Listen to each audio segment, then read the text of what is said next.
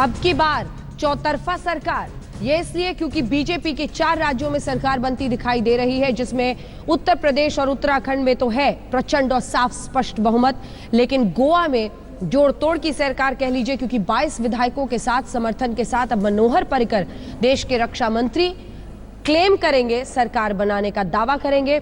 लेकिन इस बीच आपको बता दें, एक उसमें सुधार है, उन्होंने अभी इस्तीफा नहीं दिया है, इस्तीफा देंगे, नया पद लेंगे, ये उन पर छोड़ा आज इस प्रेस कॉन्फ्रेंस के जरिए नितिन गडकरी ने। लेकिन ये लगभग तय माना जा रहा है कि दिल्ली टू गोवा सफर तय कर दिया गया है मनोहर पर्रिकर के लिए। दिल्ली बैक टू गोवा कह लीजिए, क्योंकि गोवा से ही आए थे और रक्षा मंत्री थे और अब उनका वापस जाना लगभग तय।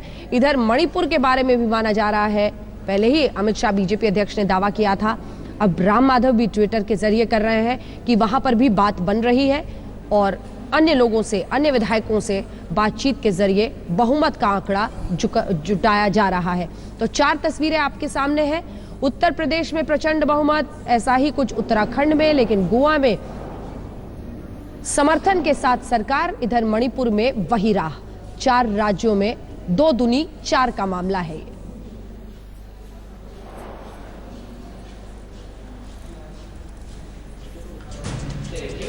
तो उत्तर प्रदेश में प्रचंड बहुमत, तो उत्तर प्रदेश के ही मुख्यमंत्री कौन होंगे, इस पर चर्चा करें, क्योंकि वो चर्चा बीच में रुक गई थी। अचानक मनोहर पर्रिकर की खबर आ गई।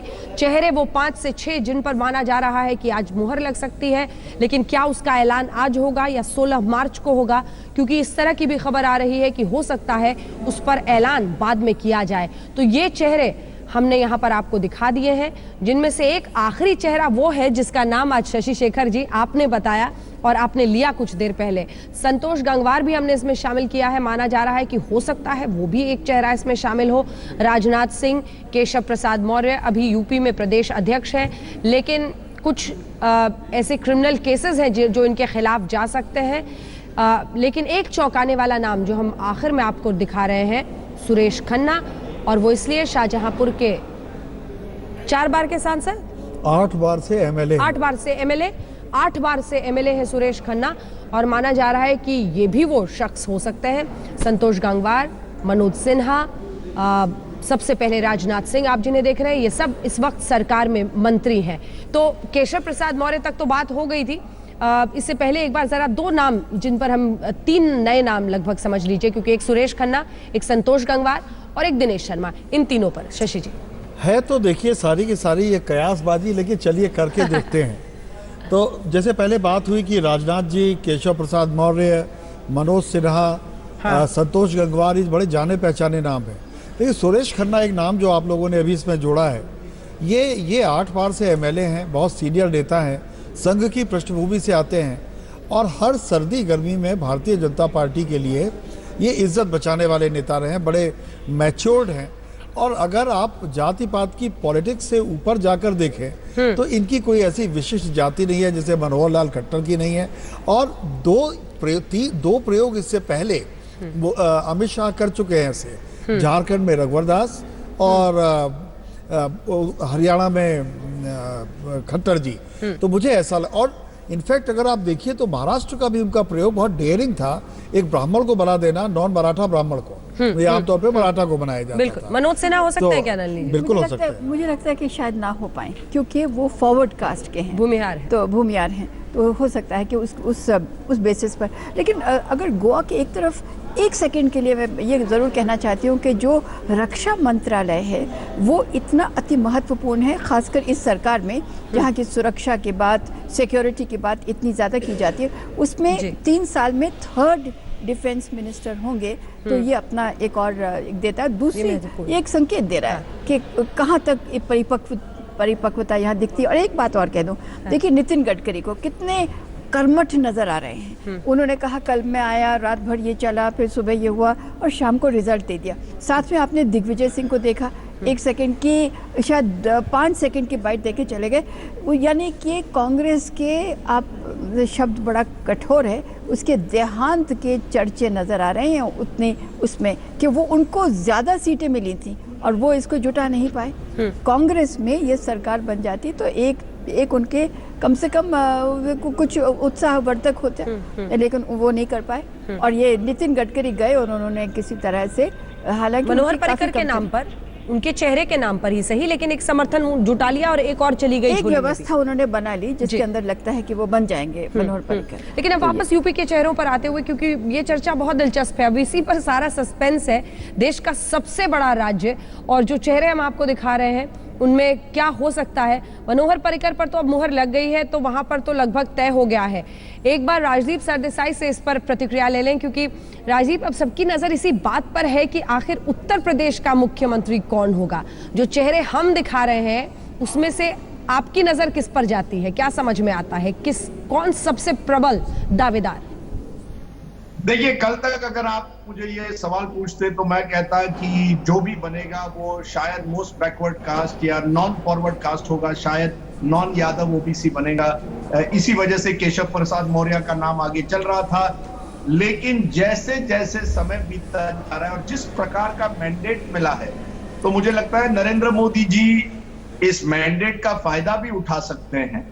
और आप रूल आउट नहीं कर सकते कि इस बार एक फॉरवर्ड कास्ट ही बन सकता है या ऐसा व्यक्ति जो एडमिनिस्ट्रेशन कर सके उत्तर प्रदेश का। क्योंकि आप जानिए, ये सबसे मुश्किल स्टेट है, इसे गवर्न करना सबसे मुश्किल बात है। 20 करोड़ का स्टेट, 20 करोड़ की आबादी, यहां आसान नहीं होगा एक ऐसे व्यक्ति को जिसके पास कोई एक्सपीरियंस ना हो।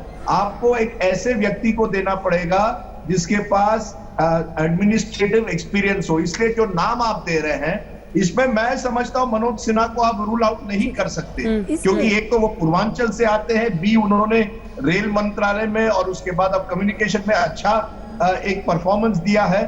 और ऐसे व्यक्ति की शायद जरूरत पड़ेगी, क्योंकि महाराष्ट्र में भी यह समझा जा रहा था जब बीजेपी की जीत हुई थी कि कोई मराठा होगा, लेकिन नॉन मराठा बना। और हरियाणा में एक समय सोचा जा रहा था कि बगैर जाट के आप सरकार नहीं बना सकते, खट्टर जी बन गए।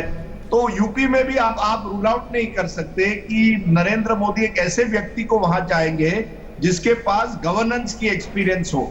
थोड़ा बहुत अगर आप गवर्नेंस नहीं कर पाएंगे तो उत्तर प्रदेश में बीजेपी को इसी तरह से एक 2019 में चुनाव जीतना है और बगैर यूपी के आप जीत नहीं सकते। हाँ, अति पिछड़ी जातियों ने, नॉन यादव ओबीसी ने आपको वोट दिया है, लेकिन क्या उनमें कोई एक नेतृत्व बन सकता है जिसके पास वो एक्सपीरियंस हो कि उत्तर प्रदेश जैसे राज्य को वो चला सके?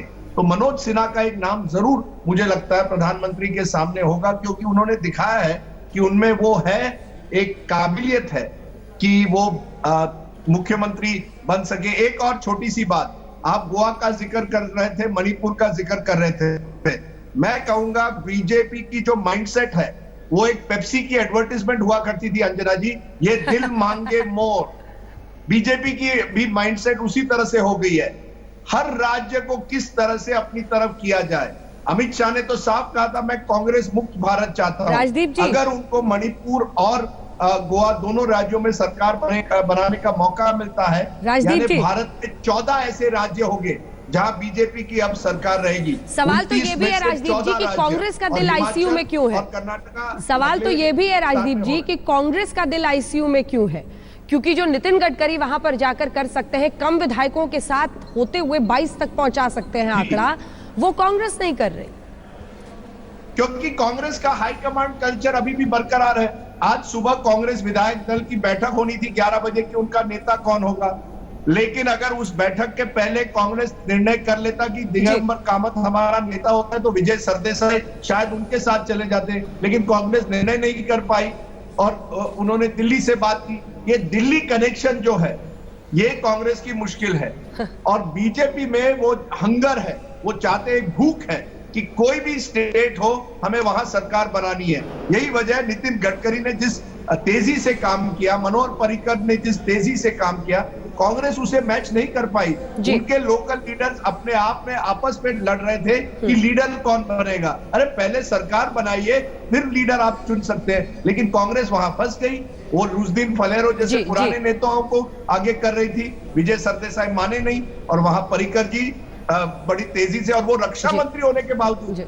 देखिए एक ऐसी स्थिति आ गई है कि मैं देश का रक्षा मंत्री हूं, जिसे समझा जाता है एक सबसे महत्वपूर्ण मंत्रालय, लेकिन मैं वो छोड़कर राज्य में जाना चाहता हूं, क्योंकि मुझे वो एक तरह से राज्य पर कंट्रोल करना है। एक सवाल ये भी उठता है कि क्या नरेंद्र मोदी की कैबिनेट इस तरह से है कि कैबिनेट मंत्री नहीं रहना चाहते क्योंकि उनको कोई स्वतंत्रता नहीं मिलती, इसलिए वो राज्य में उनको अच्छा लगता है। ये भी एक बात है, लेकिन इसके साथ साथ ये दिल मांगे मोर की जो माइंडसेट है वो आज बीजेपी ने दिखाई है। राम माधव बैठे हुए हैं मणिपुर में, ऑस्कर फर्नांडिस अब कांग्रेस के वहां गए हैं। ऑस्कर फर्नांडिस आज की तारीख में राम माधव को मैचअप नहीं कर सकते। नितिन गडकरी में जो एक तरह से एक भूख है सत्ता लाने की, वो दिग्विजय सिंह नहीं मैच कर सकते। जी राजदीप जी बने रहिए हमारे साथ। दिलचस्प है, लेकिन बड़ी खबर ये आ रही है कि 16 मार्च को ही नाम का ऐलान किया जाएगा कि आखिर उत्तर प्रदेश का मुख्यमंत्री कौन होगा, उत्तराखंड का मुख्यमंत्री कौन होगा। विधायक दल की बैठक होगी 16 मार्च को और उसी के बाद ऐलान किया जाएगा। हालांकि पार्लियामेंट्री बोर्ड की बैठक इस पर हो गई है। मनोज सिन्हा के नाम का जिक्र बार बार आ रहा है, दिलचस्प भी है।